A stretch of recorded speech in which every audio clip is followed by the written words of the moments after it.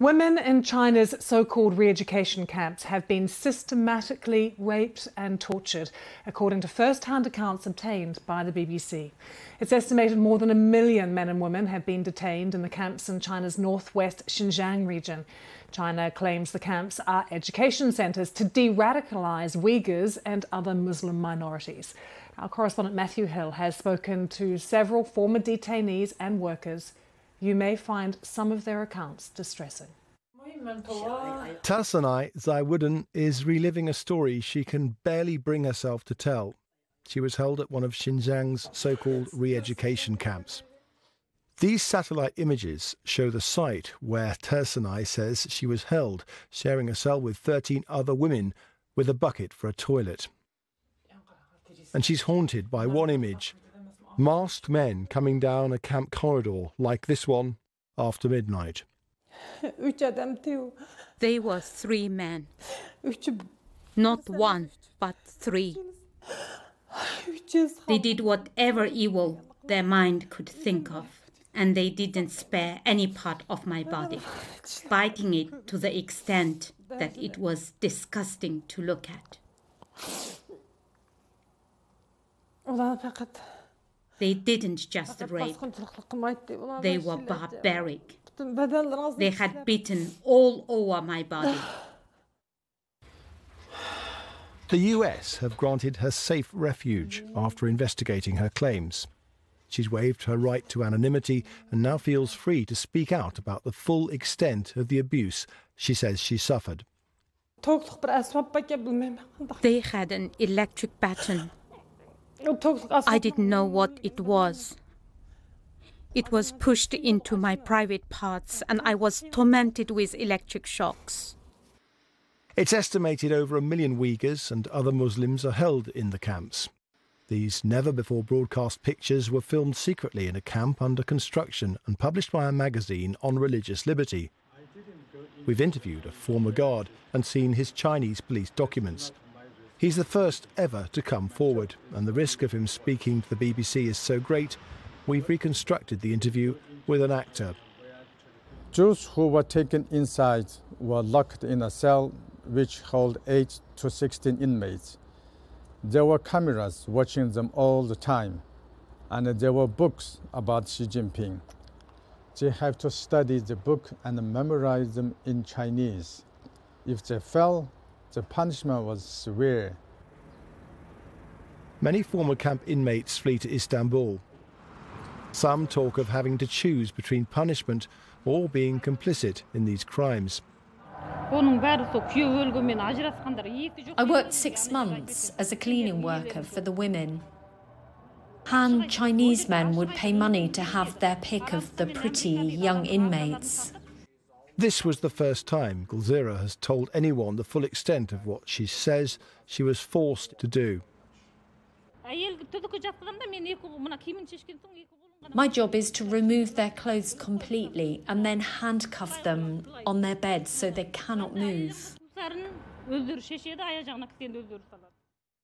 We can't say if the rape is approved by the camp commanders or even by those more senior, but the accounts of the many women I've spoken to include gang rape in public and are similar in brutality. The Uyghur rights group that helped Tarsanai get to America say their full stories don't emerge until later. Survivors of the camps have told of horrific tortures. Very often sexual abuse, however, is told in less detail. It's traumatic to remember, and women are often afraid of bringing shame to their own family members. The Chinese government said in a statement that the Xinjiang camps offered vocational and educational training to tackle extremism and terrorism. It did not address directly the accusations of rape and torture, but it added the Chinese government attaches great importance to women's rights. Lies and absurd accusations, including mass detention, do not hold water. It is very obvious. Their goal is to destroy everyone. And everyone knows it. These women are done. Much of the testimony of the women, like Tarsanai I've spoken to, is too disturbing to broadcast. But it's important, they say, that the world knows what's happened to them. Matthew Hill, BBC News. Nusrat Ghani is a Conservative Party MP here in the UK who has been a leading voice on the Uyghurs and human rights issues. She has been seeking ways to sanction China for its treatment of the Uyghur community and says there needs to be a global effort to put pressure on Beijing. It does need to be international, which is why we'll be working with our partners around the world. The genocide amendment, the old genocide amendment was defeated. We tabled a new one, which came back with an even bigger majority in the House of Lords and will be back in the House of Commons next week. And we're going to do everything that we can to explain to our colleagues why it is important that internationally, if we cannot rely on the UN, then we must use our domestic courts to allow people like the Uyghur to present a case and on the balance of evidence to see if a genocide is taking place. One of the markers of genocide, if I may, one of the markers of genocide is an absolute destruction of a race. And the Chinese authorities have been quite forthcoming in sharing that the birth rate of the Uyghur has dropped by 84%. Well, let's talk now to Kerry Allen, our China media specialist with BBC Monitoring. Kerry, good to see you. Can you tell us what the reaction to these accusations is from Beijing? Well, China hasn't changed its line on what it sees as the treatment of Uyghurs in Xinjiang for a number of years now. It completely refutes them. I mean, in recent years, it's been saying that it's been open to Western journalists, Western media coming into Xinjiang to investigate for themselves. But we know that Xinjiang is an incredibly constrained media environment. People can't just walk into Xinjiang. There have been cases of journalists entering the region and having their cars followed and being told that certain areas they're not allowed to go to. But yeah, in China, there are 56 ethnic minority groups and the Uyghurs are just one of those. So they don't get a lot of attention in mainland China. You will never see much media coverage of this in Chinese language media. But what you will often see is English language media very much targeted overseas to people to say that there is no maltreatment of people in any area of China, that China recognises its 56 ethnic groups equally. Kerry, what has the international reaction been to this? Have any countries put specific pressure on China over their treatment of Uyghurs?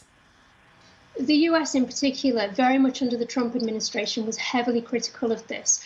And China obviously took a very strong stance against this and said very much again that there was no poor treatment of any of its people whatsoever. But also there are implications for people speaking forward. And if we think over the last year with what's been happening with COVID-19, and particularly in the US, how many people have died there? China's been really ramping up a dialogue that the US needs to rethink its idea of human rights infringements. It's been saying that in the US, so many people have died because the US hasn't looked after them, and it should look internally at its own human rights abuses before turning its focus to China's. Kerry, thank you so much. Kerry Allen joining us there. And you can read more of our exclusive report on the Uyghurs. Eyewitness accounts for you, analysis as well. It's all on the website, bbc.com, in the World News China section. Do log on and take a look. And we'll have more on this story throughout the day. Do stay with us. It's still to come here on BBC World News. Tokyo